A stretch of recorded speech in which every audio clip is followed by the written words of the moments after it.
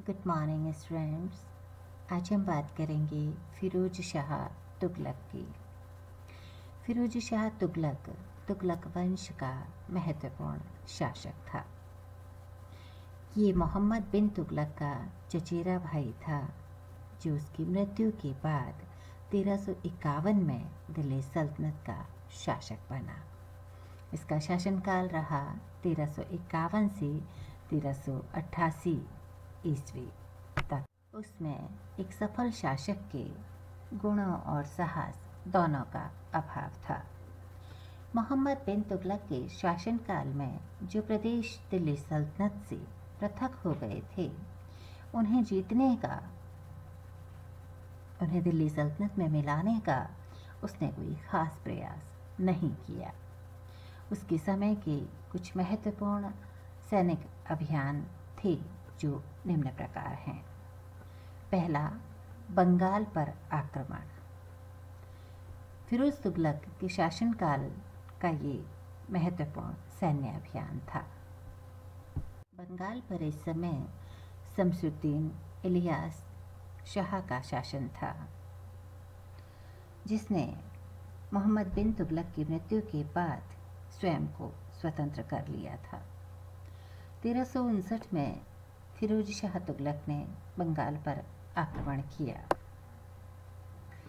इलियास शाह ने उसकी अधीनता को स्वीकार किया और फिरोज तुगलक दिल्ली लौट आया। उसका दूसरा महत्वपूर्ण आक्रमण था जाजनगर पर आक्रमण 1360 में। बंगाल आक्रमण से लौटते समय फिरोज तुगलक ने जाजनगर पर आक्रमण किया। जाजनगर का जो शासक था गजपति, उसने उसके समक्ष आत्मसमर्पण कर दिया और 20 हाथी फिरोज तुगलक को भेंट किए और दिल्ली सल्तनत की अधीनता को स्वीकार कर लिया। फिरोज तुगलक यहाँ से होता हुआ दिल्ली लौट आया। फिरोज तुगलक का एक और महत्वपूर्ण अभियान रहा नगरकोट अभियान। नगरकोट कांगड़ा मध्यकालीन भारत का एक अत्यंत महत्वपूर्ण दुर्ग रहा है। वह मोहम्मद बिन तुगलक के शासनकाल के अंतिम वर्षों में दिल्ली सल्तनत की अधीनता से मुक्त हो गया था। नगरकोट पर पुनः अधिकार करने के उद्देश्य से फिरोज तुगलक ने 1365 ईस्वी में उस पर आक्रमण किया और किले का घेरा डाला। ये 6 माह तक चलता रहा। अंत में यहाँ के शासक ने आत्मसमर्पण कर दिया और दिल्ली की अधीनता को स्वीकार कर लिया और इस तरह से नगरकोट जो है वो फिरोज तुगलक के अधीन आ गया। फिरोज तुगलक का एक और महत्वपूर्ण अभियान था थट्टा का अभियान। 1365 से 1367 के बीच में फिरोज तुगलक ने 1365 से 1367 के मध्य ये आक्रमण किया, क्योंकि थट्टा के शासक जाम बावनिया के विरुद्ध ये शिकायत थी कि वह मंगोलों को दिल्ली सल्तनत की उत्तर पश्चिम सीमा पर आक्रमण करने के लिए उकसाता है। फिरोज तुगलक ने उसे दंडित करने के उद्देश्य से एक विशाल सेना लेकर थट्टा पर आक्रमण किया और उसका घेरा डाल दिया। थट्टा के शासक ने घेरे का दृढ़ता से मुकाबला किया और एक दिन किले से बाहर निकलकर शाही सेना पर आक्रमण कर दिया। इसमें शाही सेना यानी फिरोज तुगलक की सेना को भारी हानि उठानी पड़ी। तो ये फिरोज तुगलक का अंतिम अभियान था, थट्टा अभियान। अगर हम फिरोज तुगलक की शासन व्यवस्था की बात करें तो जिस समय फिरोज सिंहासन पर बैठा, उस समय राज्य में अराजकता की स्थिति व्याप्त थी। मोहम्मद बिन तुगलक की गलत नीतियों और कठोर दंड व्यवस्था के कारण जनता में घोर असंतोष व्याप्त था। राज्य का लगभग सारा खजाना खाली हो गया था और धन की भारी कमी हो गई थी। उलेमा वर्ग मोहम्मद बिन तुगलक के धार्मिक विचारों के कारण उससे सख्त नाराज था और उसके समय में अनेक विद्रोहों के कारण दिल्ली सल्तनत में अव्यवस्था की स्थिति उत्पन्न हो गई थी। फिरोज तुगलक ने अपना ध्यान शासन व्यवस्था को व्यवस्थित करने और साम्राज्य में शांति और व्यवस्था कायम करने की तरफ लगाया। उसने शासन तंत्र को व्यवस्थित करने के लिए प्रशासन में और खासकर राजस्व व्यवस्था में अनेक सुधार किए। इन सुधारों के पीछे उसका महत्वपूर्ण उद्देश्य था जनता को सुखी और समृद्ध बनाना और राज्य की आय में वृद्धि करना। इन सुधारों के माध्यम से उसने हर वर्ग को संतुष्ट करने का और उनकी सहानुभूति और समर्थन को प्राप्त करने का प्रयास किया। उसने राजस्व संबंधी मामलों की तरफ विशेष ध्यान दिया। कर प्रणाली को धार्मिक और मजहबी स्वरूप प्रदान करने की कोशिश की और कम से कम 23 प्रचलित करों को समाप्त करके इस्लामी शरीयत के अनुसार केवल 4 प्रमुख कर आरोपित किए। ये थे जजिया, ज़कात, खराज और खम्स। इन करों के अलावा फिरोज तुगलक ने एक और महत्वपूर्ण कर वसूल किया। ये था सिंचाई कर, हक़े शर्ब जिसे कहा जाता था, सिंचाई कर। और ये सिर्फ उन्हीं किसानों से वसूल किया जाता था जो फिरोज द्वारा निर्मित नहरों से अपने खेतों की सिंचाई करते थे। ये एक नवीन प्रकार का कर था, हक़े शर्ब, जिसे सबसे पहले फिरोज तुगलक ने आरोपित किया।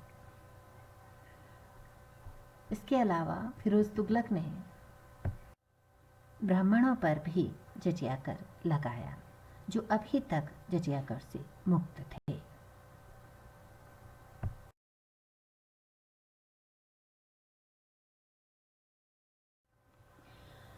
इसके अलावा फिरोज तुगलक ने कुछ महत्वपूर्ण जन कल्याणकारी कार्य किए। इनमें सबसे पहला है नहरों का निर्माण। फिरोज तुगलक ने सिंचाई के लिए अनेक नहरों का निर्माण किया। उसकी नहरों के निर्माण में खास रुचि थी। सिंचाई के लिए एक अलग से विभाग उसने बनवाया था और उसको नहरों को खुदवाने का कार्य सौंपा गया था। तारीख़ मुबारक शाही के लेखक के अनुसार फिरोज तुगलक ने 4 महत्वपूर्ण नहरों का निर्माण करवाया। पहली नहर सतलज नदी से शाहबाज तक जाती थी। दूसरी मांडल और सिरमौर के पास यमुना नदी से हिसार फिरोजा तक जाती थी। ये नहर सबसे लंबी थी।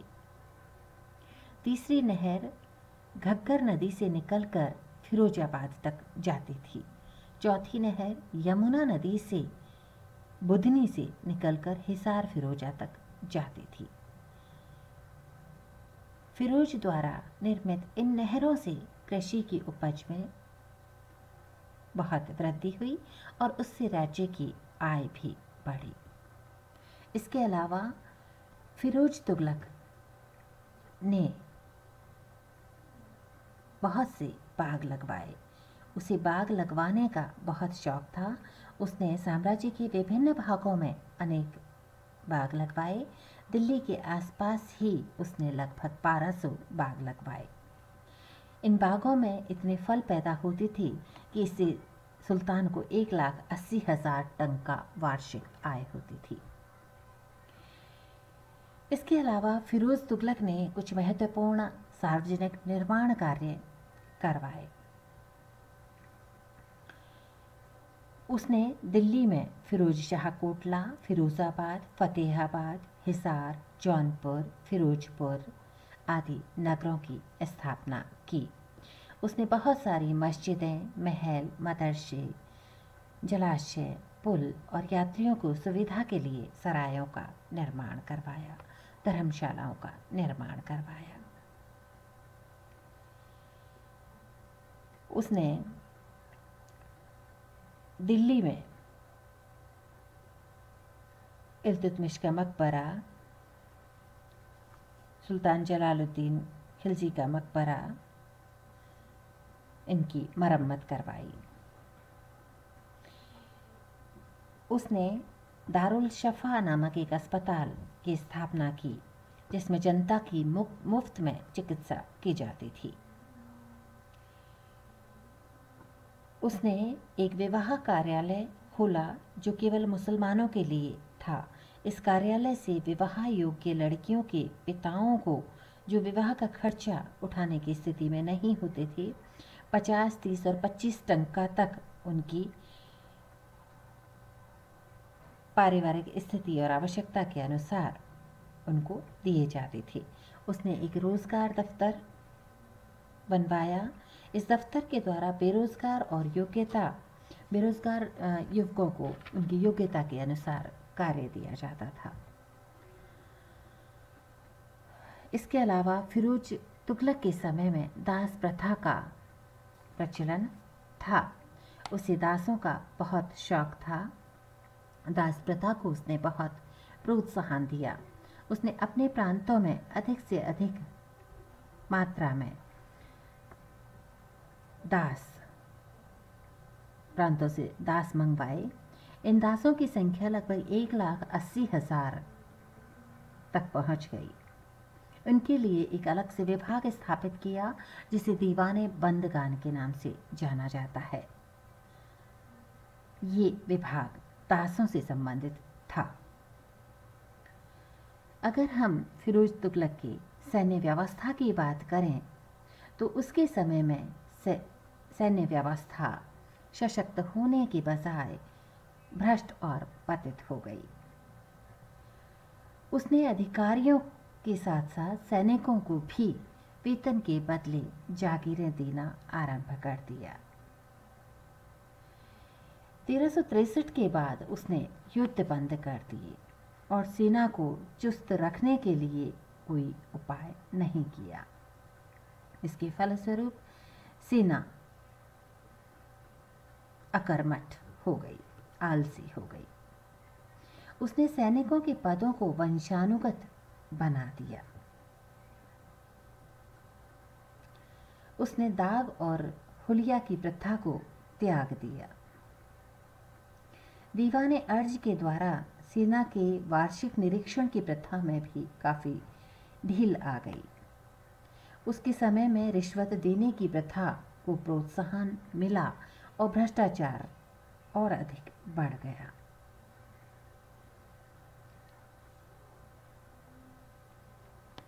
उसके शासनकाल में सेना बिल्कुल अयोग्य, व्यवस्थाहीन और पंगु हो गई, जो तुगलक वंश के पतन का एक महत्वपूर्ण कारण सिद्ध हुई।